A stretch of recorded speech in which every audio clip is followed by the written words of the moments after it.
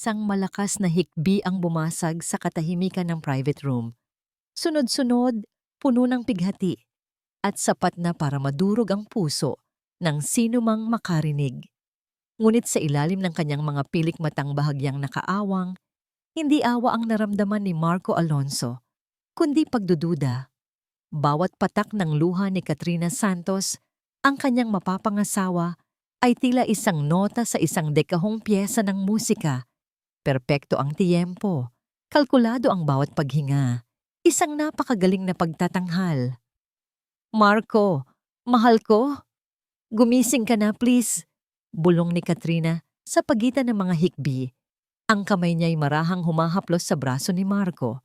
Malamig ang kanyang palad, walang init, walang buhay.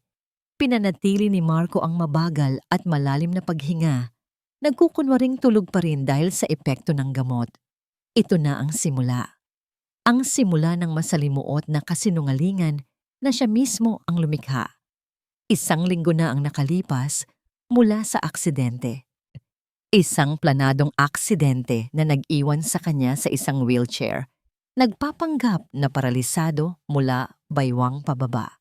Isang desperadong hakbang para masubukan ang katapatan ng mga taong nakapaligid sa kanya. Lalo na si Katrina. Ma'am Katrina, kailangan niyo na pong magpahinga. Marahang sabi ng isang nurse. No, I can't leave him. Paano kung magising siya at wala ako sa tabi niya? Sagot ni Katrina, ang boses ay basag pa rin. Ngunit nang tumalikod ang nurse para ayusin ang dextrose, nahagip ng mga mata ni Marco ang isang mabilis na pagbabago. Nawala ang pighati sa mukha ni Katrina. Napalitan ito ng pagkainip. Kinuha niya ang kanyang cellphone at sa ilalim ng kumot, mabilis na nagtipan ng mensahe, ang mukhay blanco at malamig na parang yelo. Iyon ang Katrinang gusto niyang makita. Biglang bumukas ang pinto. Pumasok ang isa pang babae. Mas simple ang ayos, bit-bit ang isang maliit na bag. Si Elara. Ang kinakapatid ni Katrina na tila laging anino nito. Ate, dinala ko na ang mga damit mo, mahinang sabi ni Elara, inilapag ang bag sa sofa. Hindi siya tumingin kay Marco, nakayuko lang siya, tila takot na makagambala. Good, magbantay ka muna rito, may importante lang akong aasikasuhin sa labas. Utos ni Katrina. Sabay tayo at pagpag ng kanyang mamahaling bestida. Bago lumabas, muli siyang lumingon kay Marco at sa isang iglap, bumalik ang nagdadalamhating ekspresyon sa kanyang mukha. Babalik ako agad, my love. Naiwan ang katahimikan sa silid. Tanging ang mahinang tunog ng mga makina ang maririnig. Naramdaman ni Marco ang paglapit ni Elara. Hindi tulad ni Katrina, na malamig ang kamay, isang kakaibang init ang gumapang sa kanyang balat nang marahan nitong pinunasan ng basang bimpo ang kanyang kamay. Napansin niya ang isang maliit na gasgas doon mula sa aksidente. Maingat na inayos ni Elara ang kumot ni Marco. Ang kanyang mga galaw ay puno ng respeto at awa. Isang tunay na awa, hindi isang pag-arte. Hindi siya nagsasalita. Tahimik lang siyang nag-aasikaso. At sa sandaling iyon, bumalik sa isipan ni Marco ang dahilan kung bakit niya ginagawa ang lahat ng ito. Ang mukha ng kanyang Tio Rafael. Ang taong pinagkatiwalaan niya ng kanyang buhay at ng kumpanya. Ang parehong taong tumraydor sa kanya na muntik nang magpabagsak sa lahat ng pinaghirapan ng kanyang ama. Ang ngiti nito habang sinasaksak siya sa likod. Hindi na siya magpapaloko muli. Hinding-hindi na. Maya-maya pa'y bumalik si Katrina kasama ang ina nitong si Imelda.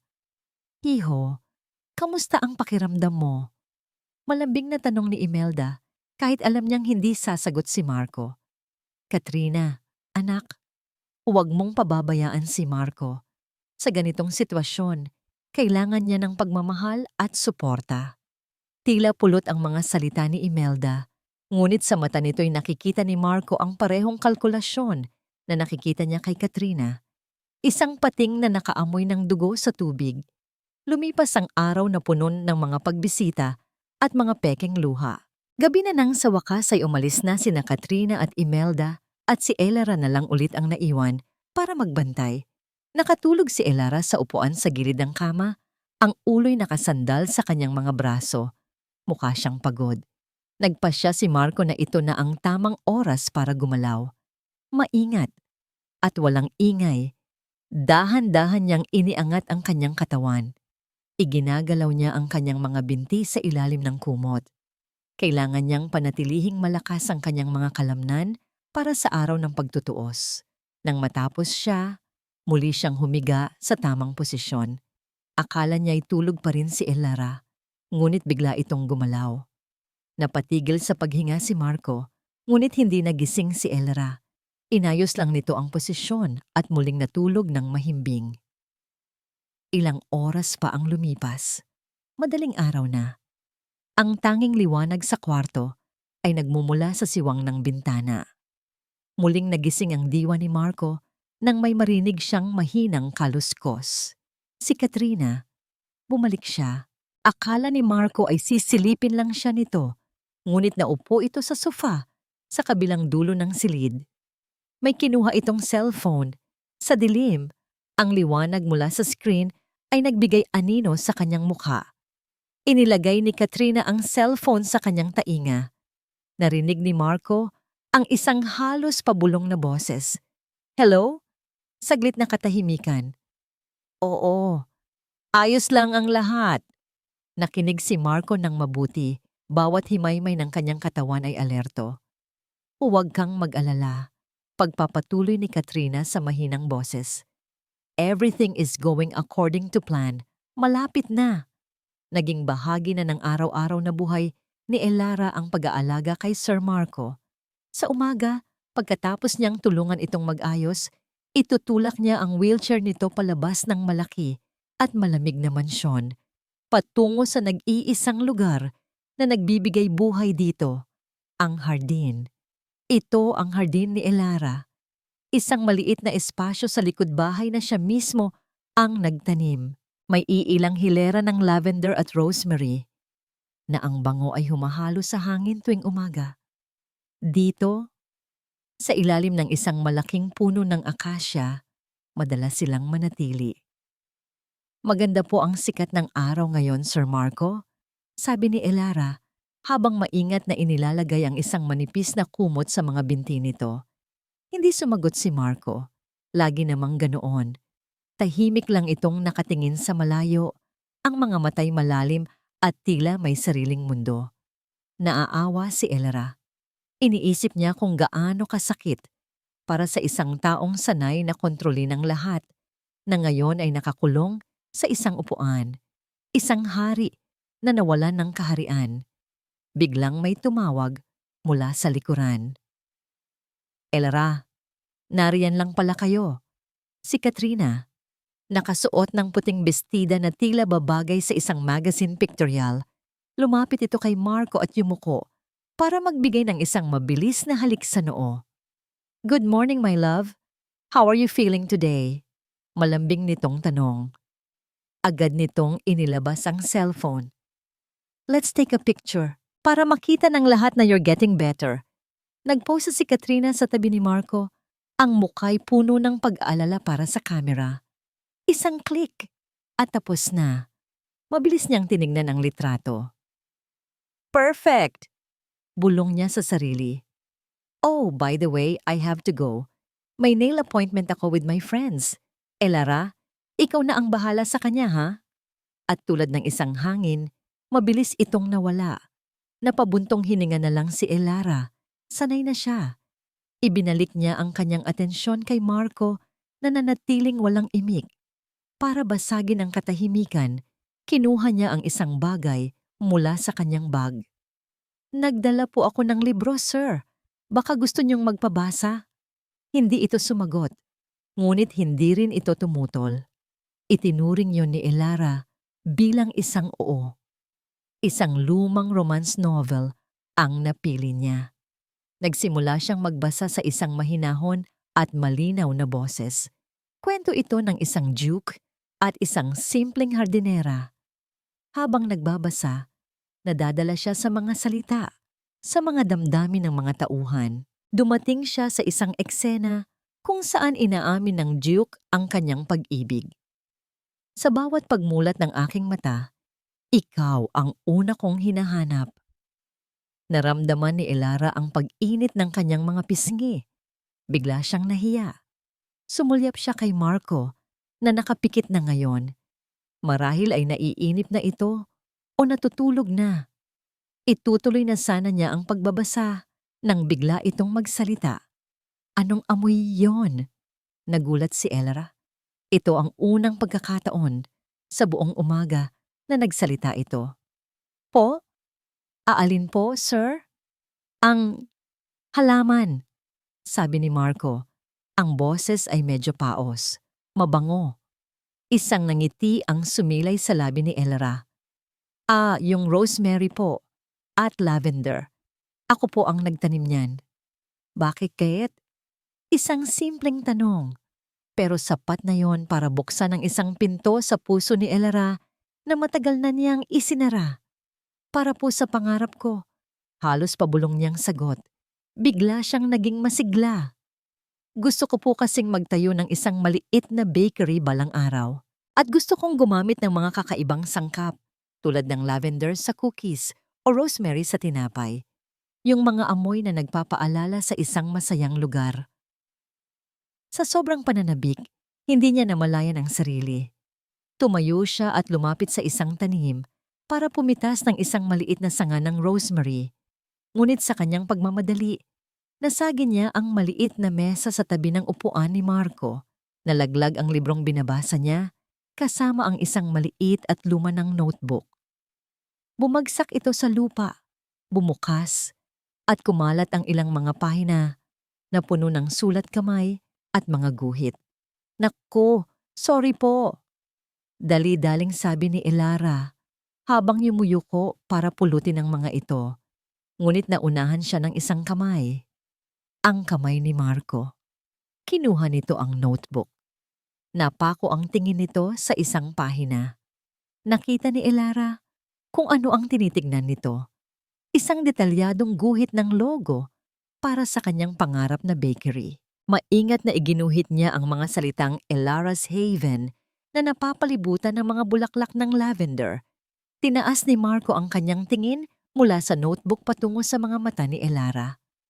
Ang blankong ekspresyon niya ay nagkaroon ng bahagyang pagbabago. Isang kislap, isang emosyon na hindi mabasa ni Elara. Elara's Haven. Ang pangalan at ang guhit sa notebook na iyon ay hindi maalis sa isip ni Marco.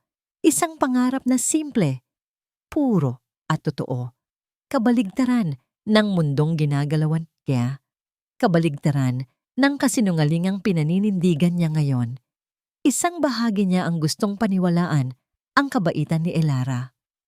Ngunit ang isa pang bahagi, ang bahaging sinugatan ng katrayduran, ay naghihiyaw na walang sino man ang mapagkakatiwalaan. Paano kung pati si Elara ay bahagi lang din ng isang mas malaking pagtatanghal? Kailangan niyang malaman kung sino ang kasabwat ni Katrina. Kinabukasan, ipinatulak niya ang kanyang wheelchair papunta sa kanyang home office. Elara, maiwan mo muna ako. May kailangan nang akong basahin ng mga dokumento. Sabi niya sa malamig na tono. Sige po, sir. Tawagin niyo na lang po ako kung may kailangan kayo. Sagot ni Elara bago isara ang pinto. Nang masiguro niyang mag-isa na lang siya, kinuha niya ang kanyang burner phone at tinawagan ang kanyang abogado. Attorney Reyes, anong balita? May nakuha na akong impormasyon, Sir Marco. Sabi ng abogado sa kabilang linya. Pero kailangan kong maibigay sa iyo ito ng personal. Pumunta ka rito. Sabihin mong may dala kang mga papeles mula sa kumpanya na kailangan kong pirmahan. Magkita tayo sa opisina ko sa loob ng 1 oras. 1 oras ang lumipas at dumating nga si Attorney Reyes. Puno ng pag-aalala ang mukha nito nang makita ang kalagayan ni Marco. Ngunit isang tango lang ang isinagot nito. Alam niya ang plano. Habang nagpapanggap silang nag-uusap tungkol sa mga kontrata, palihim na iniabot ng abogado ang isang maliit na sobre kay Marco. Mabilis itong itinago ni Marcos sa ilalim ng kumot na nakatakip sa kanyang mga binti. Nang makaalis ang abogado, binuksan ni Marco ang sobre. Isang pirasong papel lang ang laman. May nakasulat na pangalan at ilang impormasyon. Ricardo Vargas. Parang isang suntok sa sikmura ang pangalang iyon. Hindi maaari. Biglang bumalik sa isip ni Marco ang isang alaala. Dalawang binatang nakatayo sa rooftop ng pinakaunang gusaling na ipatayo nila. Tanaw ang mga ilaw ng buong syudad. Balang araw, Marco, sabi ng isang masayahing Ricardo noon. Ang buong syudad na ito, mapapa sa atin. Magkasama tayo sa hirap at ginhawa. Magkasama, sagot ni Marco. Tinapik ang balikat ng kanyang matalik na kaibigan. Ngayon, ang kaibigang yon ay ang anino na gustong magpabagsak sa kanya. Ang sakit ng katrayduran ay mas tumindi pa. Hindi lang ito tungkol sa kumpanya. Naging personal na ito. Naputol ang kanyang pag-iisip nang may kumatok sa pinto. Si Elara, may dala siyang isang maliit na plato. Sir Marco, pasensya na po sa abala. Nag-bake po kasi ako. Baka gusto niyong tikman? Sa plato ay may isang simpleng cupcake na may puting frosting at isang maliit na dahon ng lavender sa ibabaw. Ang amoy nito ay pumuno sa silid. Amoy na malinis at matamis. Tumangulang si Marco. Maingat na inilapag ni Elara ang plato sa mesa. Kumuha siya ng isang maliit na tinidor at inilagay sa tabi nito. Sana po magustuhan niyo. Nang makaalis si Elara, tinitigan ni Marco ang cupcake. Ilang taon na siyang kumakain sa mga pinakamamahaling restaurant, tumitikim ng mga pagkaing gawa ng mga sikat na chef. Ngunit ang simpleng cupcake sa harap niya ngayon ay may kakaibang dating. Dahan-dahan niyang sinubo ang isang piraso. Hindi ito sobrang tamis. May kakaibang bango mula sa lavender. Hindi lasang pera, hindi lasang kapangyarihan, lasang tahanan. Sa isang sandali, nakaramdam siya ng matinding pagkakasala. Niloloko niya ang babaeng ito, ang babaeng walang ibang ginawa, kundi ang magpakita ng kabaitan. Biglang bumukas ang pinto. Pumasok si Katrina, mukhang pagod at iritado. Grabe, what a stressful day! Reklamo nito sabay bagsak ng kanyang Hermes bag sa upuan. Napansin nito ang cupcake sa mesa ni Marco. Ano yan? Bakit may ganyan dito? Elara baked it. Simpleng sagot ni Marco. Tinaasan lang siya ng kilay ni Katrina. Whatever. Anyway, my love, kailangan ko ng pera. My credit card is maxed out again. Hindi na sumagot si Marco. Ibinalik niya ang tingin sa bintana. Ang isip ay lumilipad. Ang kabaitan ni Elara, ang kataksilan ni Katrina, ang pagbabalik ni Ricardo. Lahat ay naghahalo-halo. Habang abala si Katrina sa pag-aayos ng kanyang sarili sa salamin, biglang nag-vibrate ang burner phone sa bulsa ni Marco. Palihim niya itong kinuha sa ilalim ng kumot. Isang mensahe mula kay Attorney Reyes. Isang litrato. Binuksan niya ito. Nanigas ang kanyang panga. Ang dugo niya'y tila naging yelo. Sa litrato, nakaupo sa isang mamahaling restaurant sina Katrina at Ricardo, magkatabi. Nagtatawanan. At ang kamay ni Ricardo, nakapatong sa kamay ni Katrina na nasa ibabaw ng mesa. May nag-iba kay Sir Marco sa mga sumunod na araw. Napansin ito ni Elara. Isang banayad na pagbabago na marahil ay hindi makikita ng iba. Ngunit para sa kanya na halos buong araw itong binabantayan, malinaw ito tulad ng sikat ng araw. Lalong lumalim ang mga guhit sa ilalim ng kanyang mga mata. Madalas, nahuhuli niya itong nakatulala. Ang panga ay mariing nakatikom na tila may pasan na problema na mas mabigat pa kaysa sa kanyang kapansanan. Ayos lang po ba kayo, sir? Minsan ay naitanong niya. Isang tango lang ang laging sagot nito. Pero alam ni Elara na hindi totoo iyon. Iniisip niya, baka ito ang epekto ng pagkakakulong sa sariling katawan at sa mansyong ito. Ang kalungkutan ay isang lason na dahan-dahang pumapatay sa pag-asa. Isang gabi, nagising si Elara. dahil sa matinding pagkauhaw. Dahan-dahan siyang bumaba papuntang kusina. Habang naglalakad sa madilim na pasilyo, napadaan siya sa tapat ng home office ni Sir Marco. Napatigil siya. May naaninag siyang sinag ng liwanag sa ilalim ng pinto. At may naririnig siyang boses. Mahina, pero matatag. Puno ng awtoridad. Hindi ito ang boses ng isang taong may sakit. Ito ang boses ng isang CEO. Idinikit niya ang tainga sa pinto. Ngunit hindi niya maintindihan ang mga salita. Baka guni-guni lang niya. O baka naiwan lang nitong bukas ang telebisyon. Ipinagsawalang bahala niya ito at nagpatuloy sa paglakad. Kinabukasan, habang tinutulungan niyang mag-almusal si Marco, biglang pumasok si Tita Imelda. Ang muka ay nakasimangot. Elara, tawag nito sa matigas na boses. Pagkatapos mo riyan, linisin mo yung lumang bodega sa dulo ng hardin. Punong-puno na ng agiw at mga basura. Itapon mo na lahat ng walang kwentang bagay doon. Nagmumukha ng pugad ng daga. Opo, tita, sagot ni Elara. Nakayuko. Pagkatapos ng kanyang mga gawain kay Marco, nagtungo si Elara sa bodega. Isa itong maliit na gusaling bato na matagal nang hindi nabubuksan. Pagpihit niya sa lumang siradura, isang amoy ng alikabok at nakatagong panahon ang sumalubong sa kanya. Madilim sa loob at puno ng sapot ng gagamba. Nagsimula siyang maglinis, inilalabas ang mga lumang kasangkapan, mga sirang paso, at mga kahon na puno ng kung ano-ano. Pawis na pawis siya, ngunit hindi siya nagrereklamo. Ito ang buhay niya. Ang magsilbi. Sa isang sulok, may nakita siyang isang lumang baul na gawa sa kahoy. Mukha itong matibay pa. Bubuksan na sana niya para tignan ang laman nang maalala niya ang utos ni Tita Imelda. Itapon ang lahat. Bubuhati na sana niya ito palabas nang may kung anong pumigil sa kanya.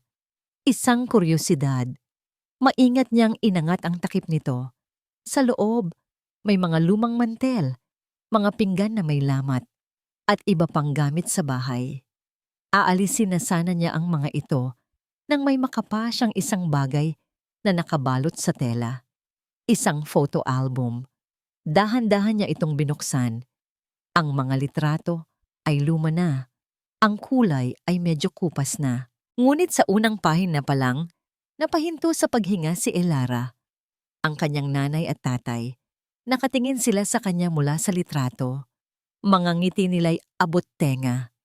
Isang litrato nila sa araw ng kanilang kasal. Isang litrato habang karga-karga siya noong sanggol pa lamang. Sunod-sunod na pumatak ang luha mula sa kanyang mga mata. Ilang taon na siyang nangungulila sa kakanila. Habang binubuklat niya ang bawat pahina, isang maluwag na litrato ang nahulog mula sa album. Pinulot niya ito.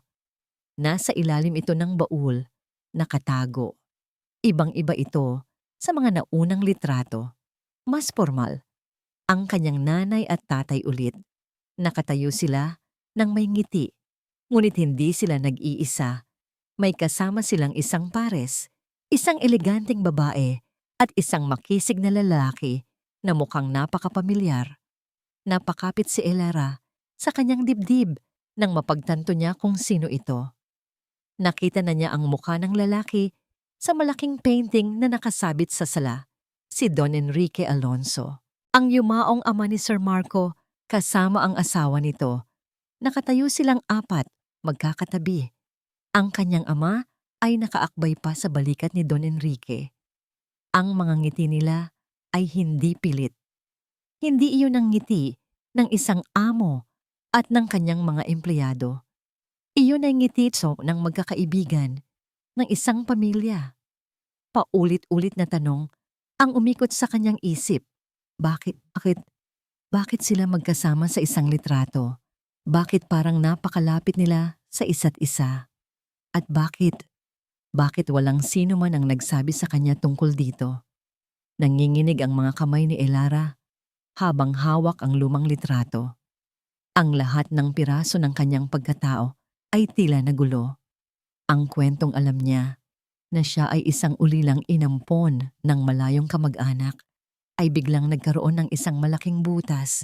Kinabukasan hindi siya mapakali. Kailangan niya ng sagot.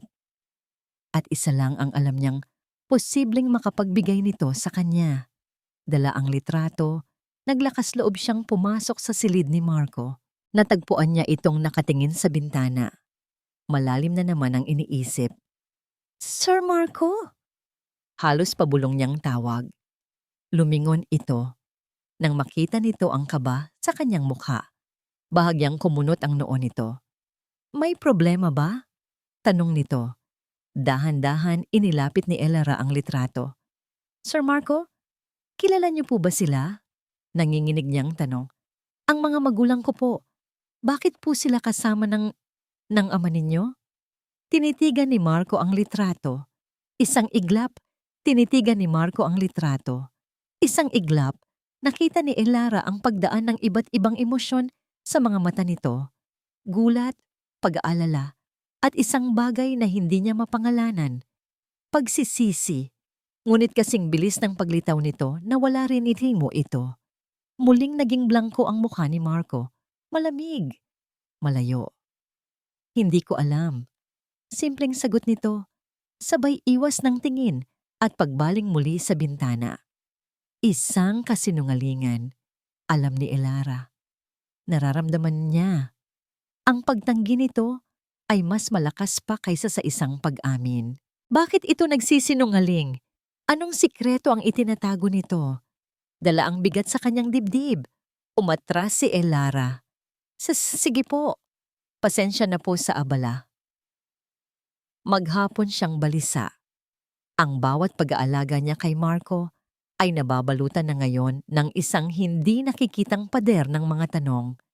Ang dating awa na nararamdaman niya ay nahaluan na ng pagkalito at kaunting sakit ng damdamin.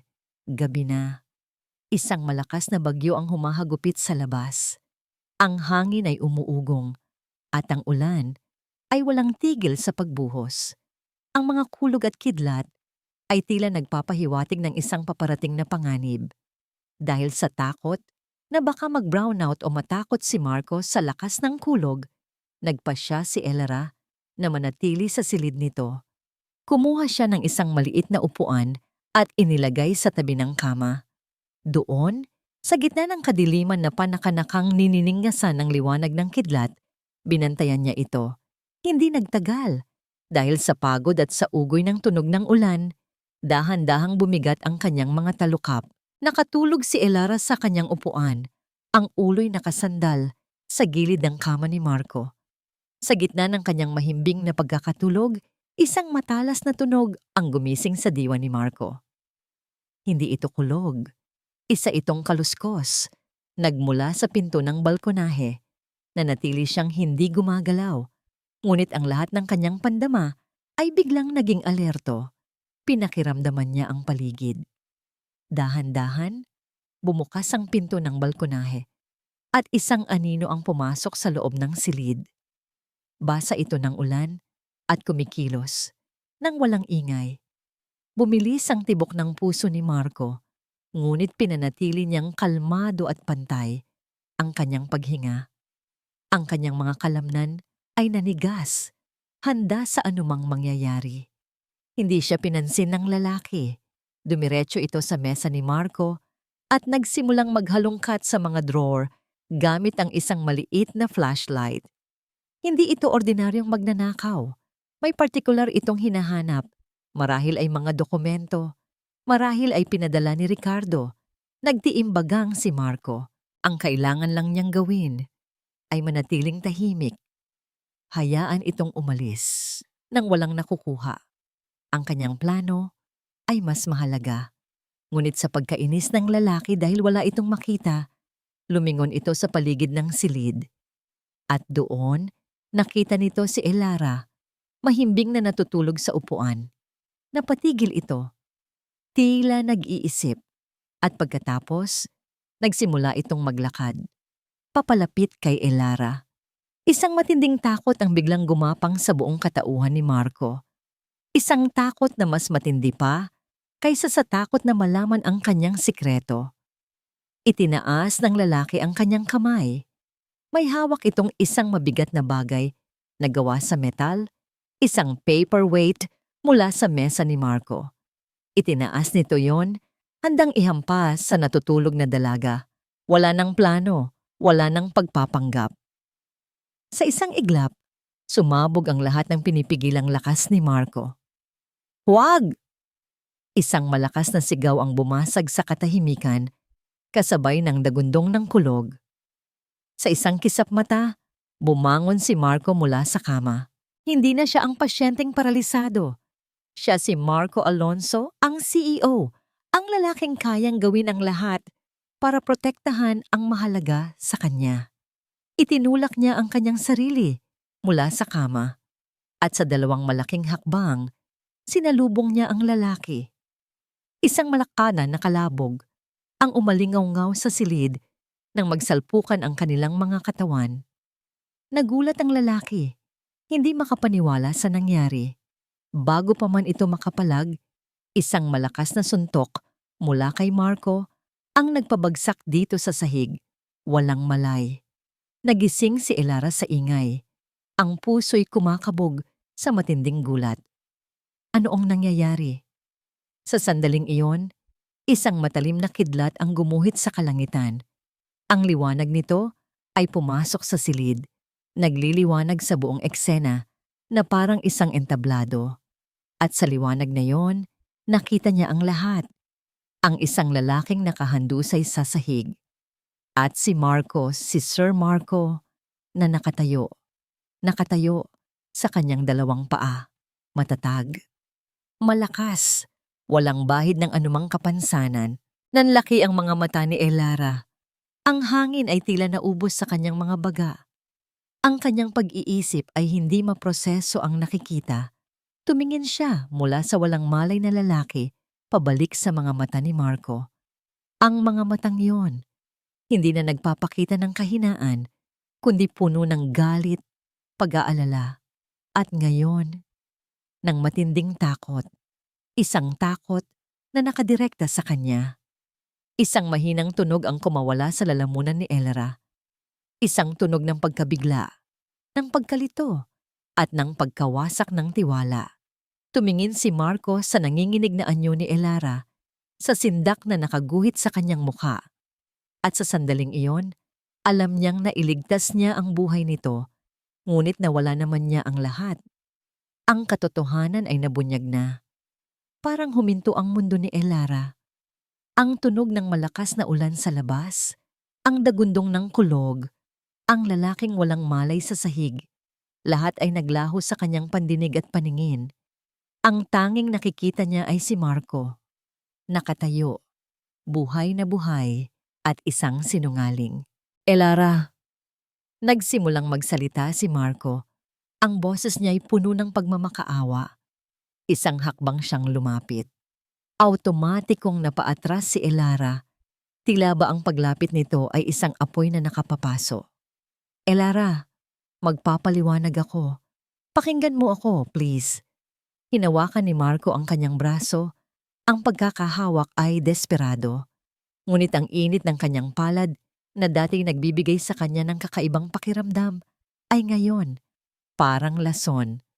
Marahas niyang binawi ang kanyang kamay. Huwag! Sigaw niya. Ang boses ay basag at puno ng sakit. Huwag mo akong hawakan! Tumingala siya at sa wakas, nagtama ang kanilang mga mata. Ang lahat ng emosyon na kanyang kinimkim ay sumabog. Lahat kasinungalingan. Pumatak ang mga luha sa kanyang mga mata, ngunit hindi ito luha ng awa, kundi luha ng matinding galit at pagkadurog. Ang bawat pag-aalala, ang bawat pagbabasa ng libro, ang lahat ng yon, isang malaking pag-arte lang pala. Ang huling mga salita ay tila isang punyal na bumaon sa puso ni Marco.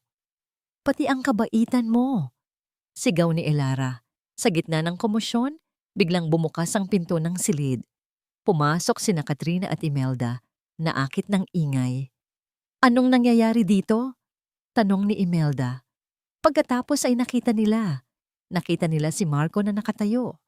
Napahawak si Imelda sa kanyang dibdib sa pekeng pagkagulat. Nanlaki ang mga mata ni Katrina. Marco, you can stand? Kunwari hindi makapaniwalang sabi ni Katrina.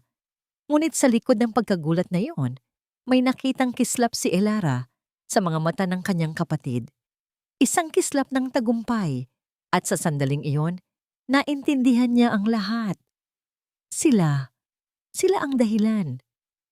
Hindi na niya kayang manatili sa bahay na ito kahit isang segundo pa. Mabilis siyang tumalikod at tumakbo palabas ng silid. Elara, rinig niyang tawag ni Marco. Hindi siya lumingon. Dumiretso siya sa kanyang maliit na kwarto, sa dulo ng pasilyo, at kinuha ang kanyang lumang bag. Walang pag-aayos, walang pag-iisip. Hinablot niya ang kung anumang damit na kanyang makita at isinilid sa loob. Ang mga kamay niya'y nanginginig. Ang puso niya'y wasak. Narinig niya ang mga yapak ni Marco na papalapit. Elara, don't do this. Please, let me explain. Ngunit bago pa ito makarating sa kanyang pinto, hinarang na ito nina Katrina at Imelda. Hayaan mo na siya, Marco, sabi ni Imelda. Baka nasisiraan na ng bait. Look, we need to call the doctor. This is a miracle. Umalis kayo sa daan ko, sigaw ni Marco. Ngunit patuloy siyang pinigilan ng mag-ina. Binuksan ni Elara ang pinto. Bit-bit ang kanyang bag. Dumaan siya sa kanilang gitna na parang hangin. Hindi siya tumingin sa kanino man. Nakarating siya sa malaking pinto ng mansyon. Hahawakan na sana niya ang siradura nang maramdaman niyang muli ang kamay ni Marco sa kanyang braso. Please, huwag kang umalis. Pagmamakaawa nito, ang boses ay basag na. Humarap si Elara sa kanya sa huling pagkakataon. Ang kanyang mukha ay basang-basa ng luha, ngunit ang kanyang mga mata ay walang emosyon, manhid. Ang pinakamasakit, mahina niyang sabi, ay pinaniwalaan ko kayo. Binitiwan niya ang pagkakahawak nito at binuksan ang pinto.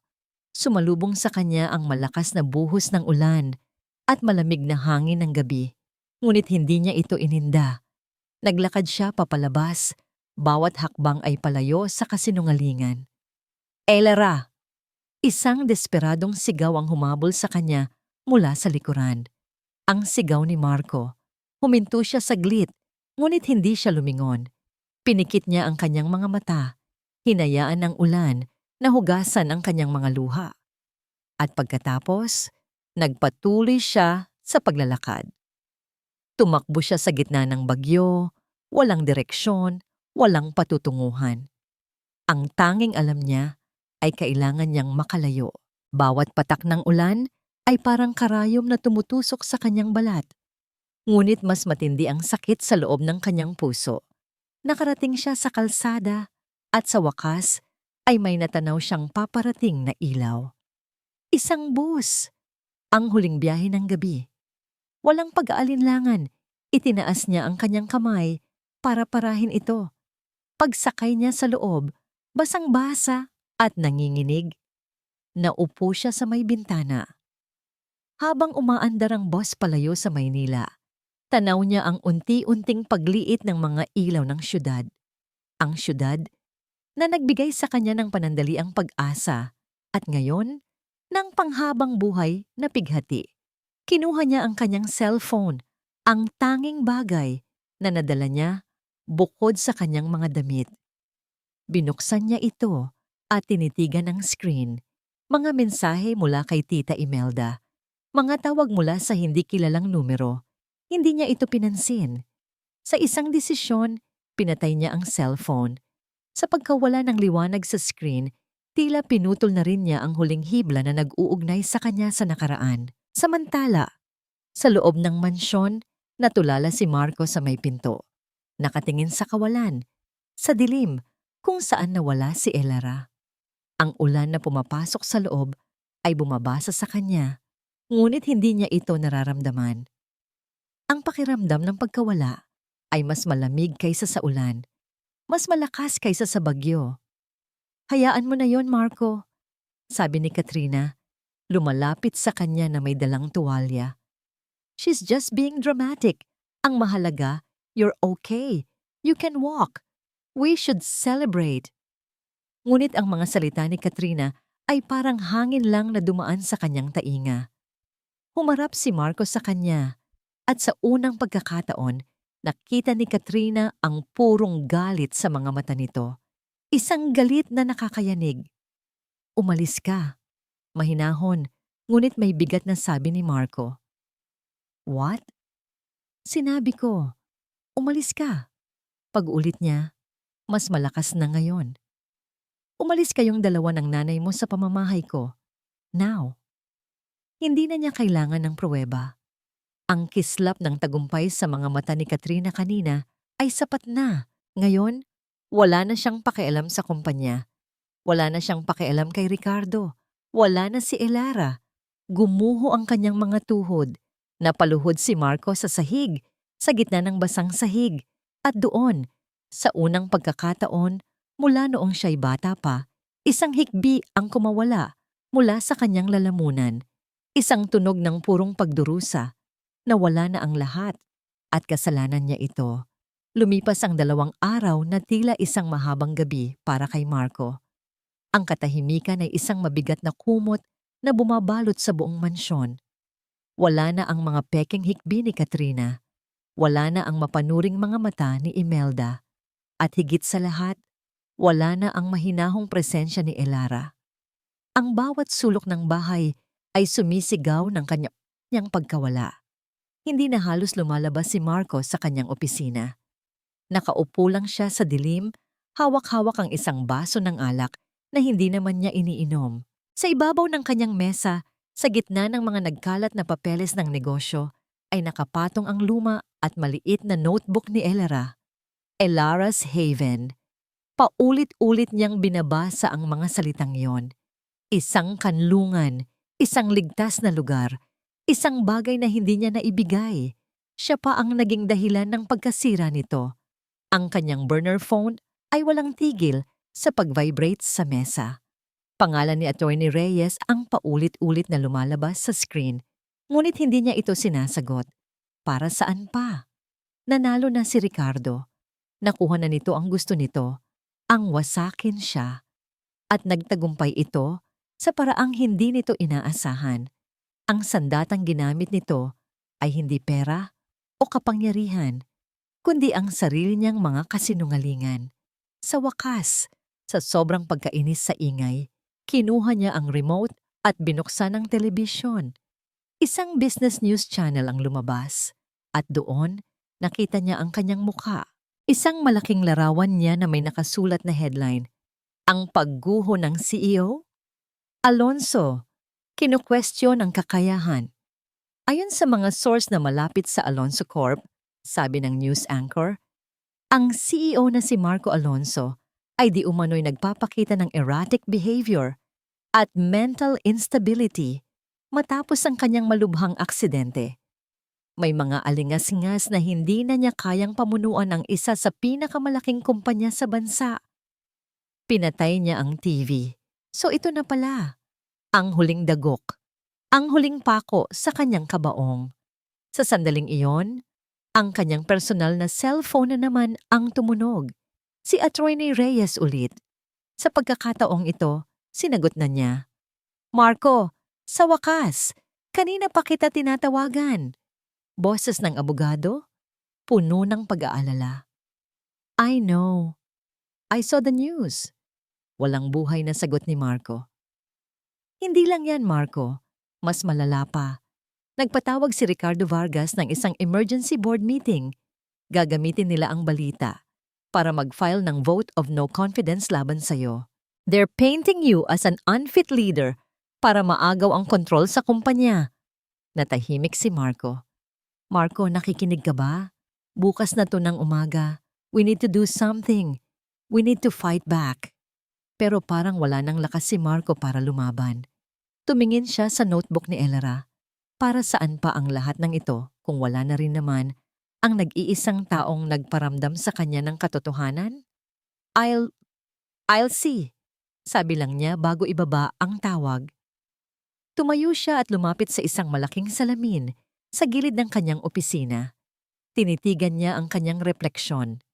Nakita niya ang isang talunang lalaki, isang lalaking mayaman, makapangyarihan, pero sa loob ay basag na basag. Isang lalaking sinira ang tiwala ng nag-iisang taong totoong nagmalasakit sa kanya. Biglang pumasok sa kanyang isipan ang mukha ni Elara noong gabing iyon. Ang mga mata nitong puno ng sakit at pagkadismaya. Lahat kasinungalingan, pati ang kabaitan mo. Ang mga salitang iyon ay tumatak sa kanyang puso. At sa gitna ng kanyang pagkalugmok, isang bagong damdamin ang unti-unting umusbong. Hindi na ito pagsisisi lang, kundi determinasyon. Mali, hindi pa tapos ang laban. Hindi niya ito ginagawa para sa kumpanya, hindi para sa pera. Ginagawa niya ito dahil kailangan niyang itama ang lahat ng kanyang pagkakamali. Kailangan niyang patunayan, kahit sa sarili na lang niya, na hindi siya ang halimaw na nakita ni Elara. Ang paglilinis sa kumpanya ay ang unang hakbang. Biglang tumunog ang kanyang laptop, isang email, mula sa opisina ng Board of Directors, isang formal na abiso. Emergency board meeting, 9:00 a.m. tomorrow. Wala pang 12 oras, tumuwid ng tayo si Marco. Ang dating blangkong mga mata ay nagkaroon ng apoy. Pumasok siya sa kanyang silid, dumiretso sa kanyang walk-in closet, at kinuha ang pinakamakisig niyang business suit. Habang isinusuot niya ito, tiningnan niya muli ang kanyang sarili sa salamin. Iba na ang nakikita niya ngayon. Hindi na isang talunan. This ends now, bulong niya sa kanyang sarili. Ang conference room ng Alonso Corp ay puno ng tensyon. Ang hangin ay mabigat sa mga bulungan at hindi mapakaling mga tingin. Lahat ng miyembro ng board ay naroroon, nakaupo sa paligid ng mahabang mesa na gawa sa mahogany. Sa isang dulo, ang upuan ng CEO ay bakante. Sa kabilang dulo, nakaupo si Ricardo Vargas. Ang mukha ay seryoso ngunit may bahid ng kumpiyansa.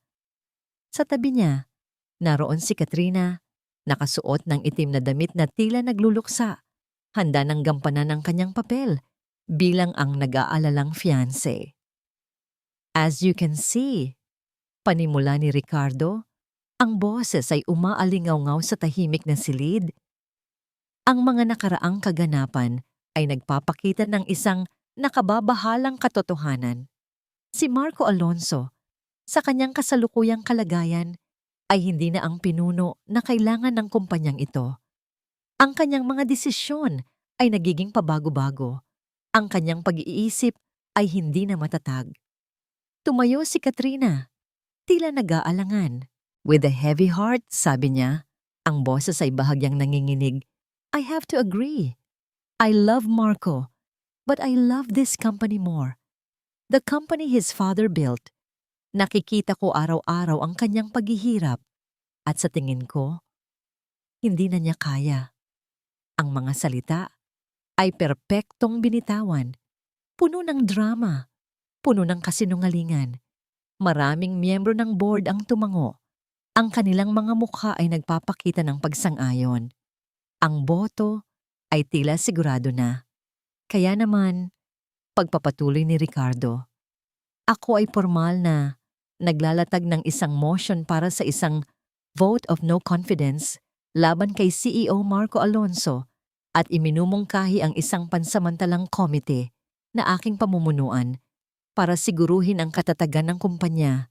Itinaas na niya ang kanyang kamay, handa nang simulan ang botohan. All in favor. Sandali. Isang boses ang pumutol sa ere. Isang boses na pamilyar sa lahat. Isang boses na puno ng awtoridad na matagal na nilang hindi naririnig. Dahan-dahang bumukas ang malaking pinto ng conference room. At doon, pumasok si Marco Alonso. Hindi nakaupo sa wheelchair, kundi nakatayo. Nakasuot ng isang business suit na tila isinukat para sa kanya. Naglalakad siya ng dahan-dahan, bawat hakbang ay matatag at may bigat. Ang kanyang presensya ay agad na pumuno sa buong silid. Lahat ay natigilan.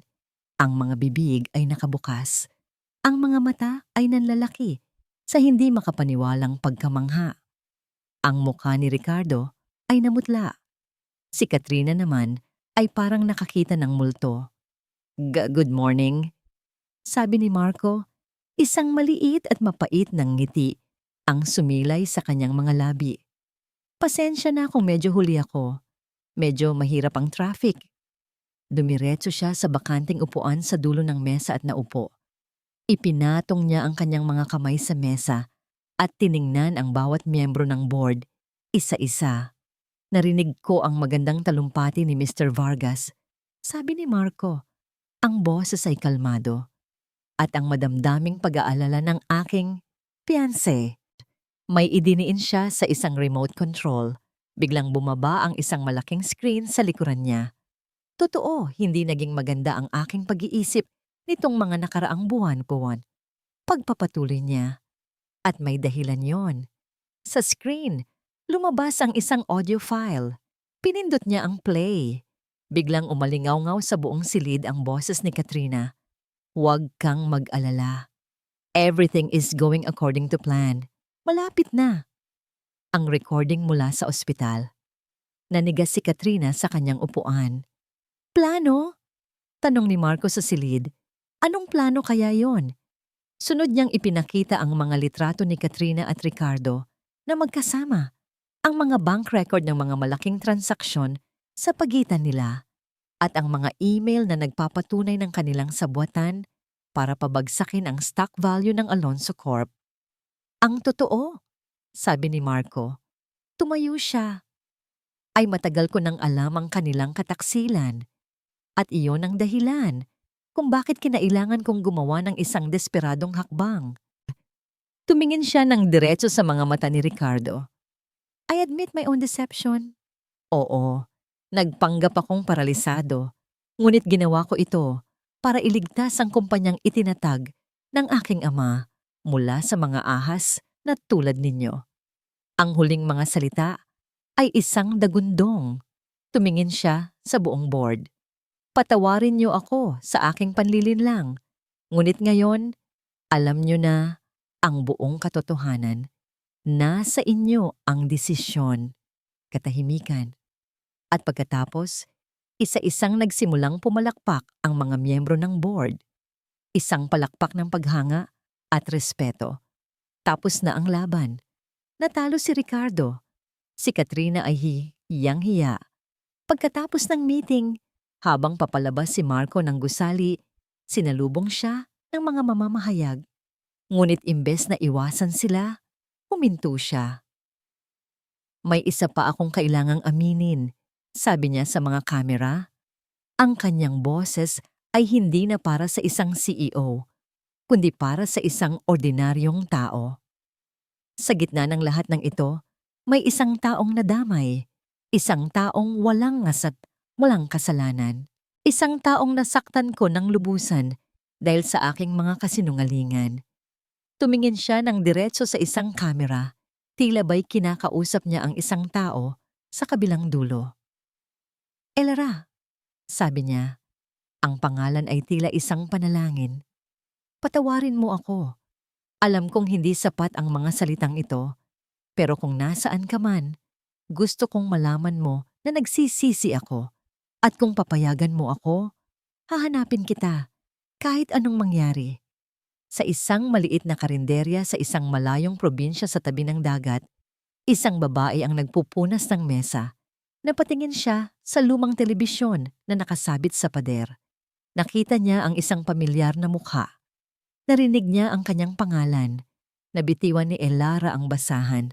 Ang kanyang puso, na akala niya'y manhid na, ay biglang tumibok ng malakas. Tinupad ni Marco ang kanyang sinabi.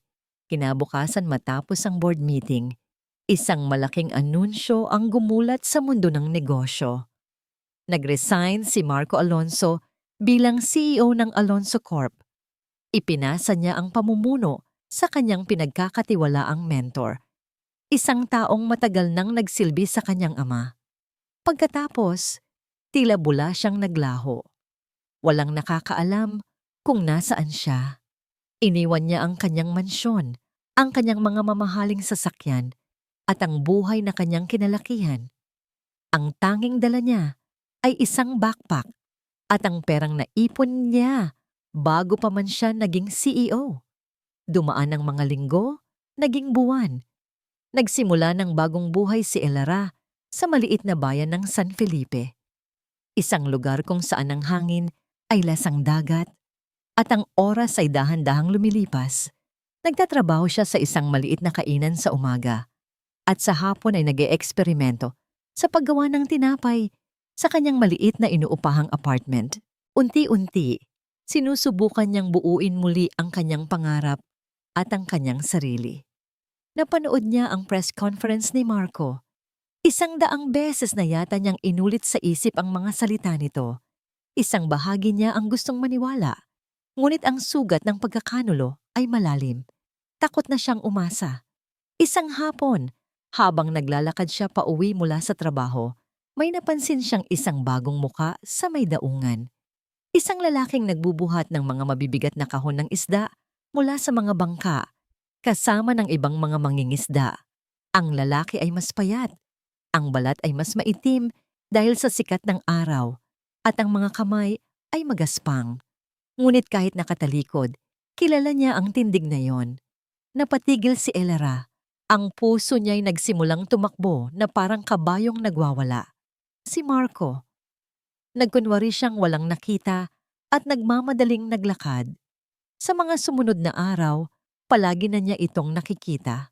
Nagtatrabaho sa daungan, tumutulong sa pag-aayos ng mga lambat, namumuhay na parang isang ordinaryong tao.